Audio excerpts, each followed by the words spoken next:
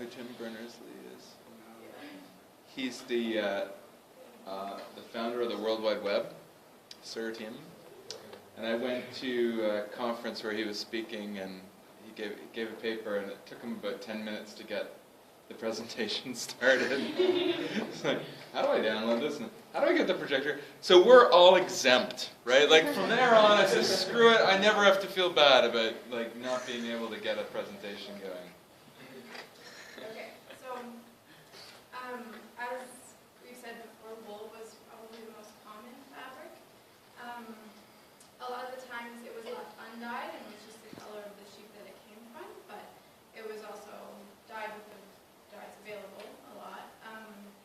Linen was also fairly common. It was made from flax plants, but it was pretty difficult to dye linen, so they would often leave it undyed or let it just bleach in the sun. There was also silk. This was imported from China. It was only imported by the wealthiest people. A lot of people saw it as extravagant and decadent. Sometimes they would mix silk with other fabrics to try and make it more available to other people.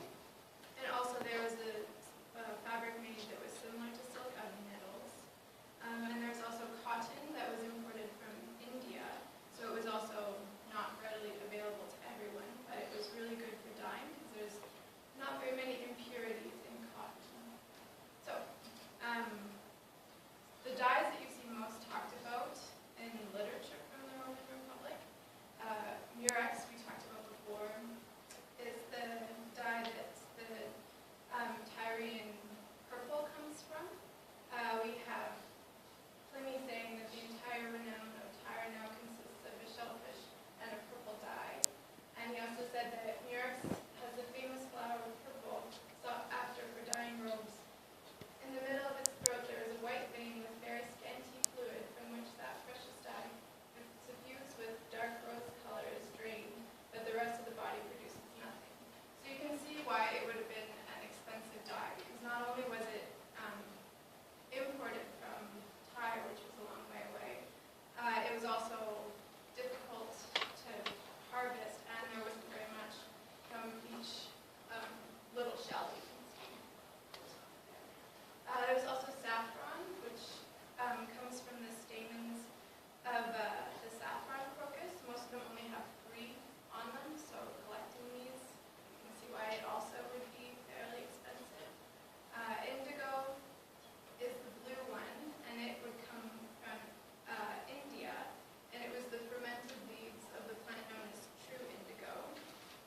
And then you have madder, which is the roots at the bottom there, and that was more common to everyone in the Roman Republic. The roots were harvested for their dye, and you could get sort of a reddish-brown color out of them, or you could just, a little bit more complicated process, you would get the inner core of the root, which would be a yellow color. Pliny said madder is indispensable for dyeing woolens and leather. The most highly esteemed is the Italian, especially that it grows in the neighborhood of Rome, and almost all of provinces teem with it. So it was available for most everyone to use.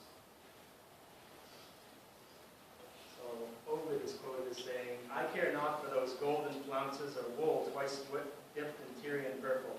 There are so many other colors that cost less money. Why carry all your fortune on your back?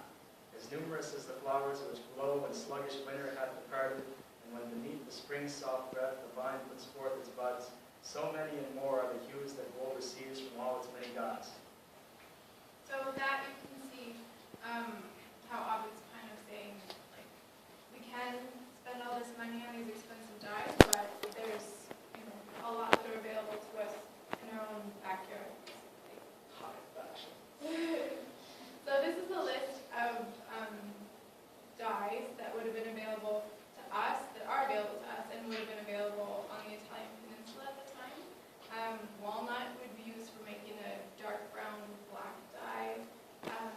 Oak gall can be used as a mordant, which we'll talk about later, and a dye itself, a dark dye.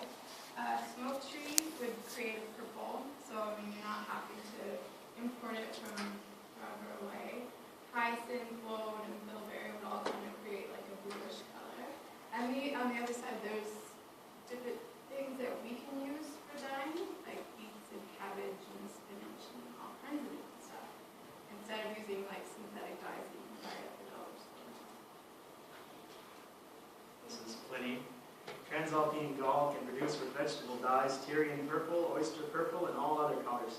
To get these, nobody seeks the Murex oyster in the depths, offering his person as bait to sea monsters, while he hastens to snatch his booty and exploring a bottom that no anchor has yet touched, merely to discover the means for a matron to charm her paramour more easily, and for a seducer to ensnare another's wife.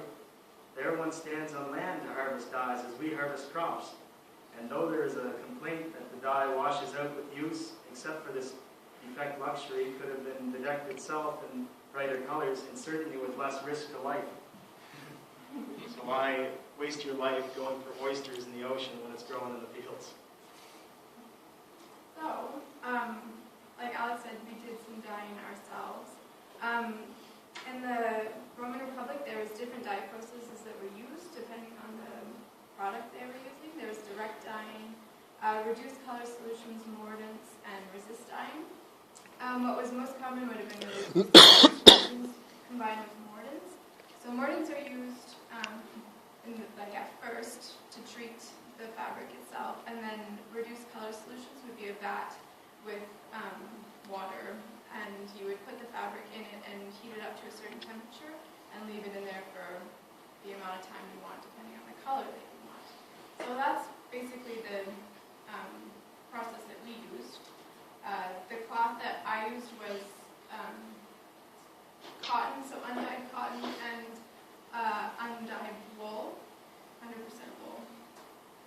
So mordants usually apply to the cloth before actual dyeing.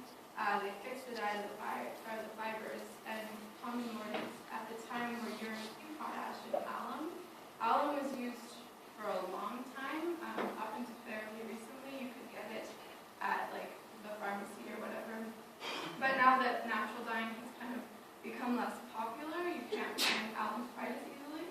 So instead I used vinegar and salt as mordants, which work fairly well. Again, it's not going to keep the color forever like chemicals would, but vinegar is good for dyes that are vegetable-based, and salt for berries or fruit-based dyes. So you mix a solution that's part water, part vinegar, in my case, and submerge the cloth in it, and then boil it for about an hour and a half. And then you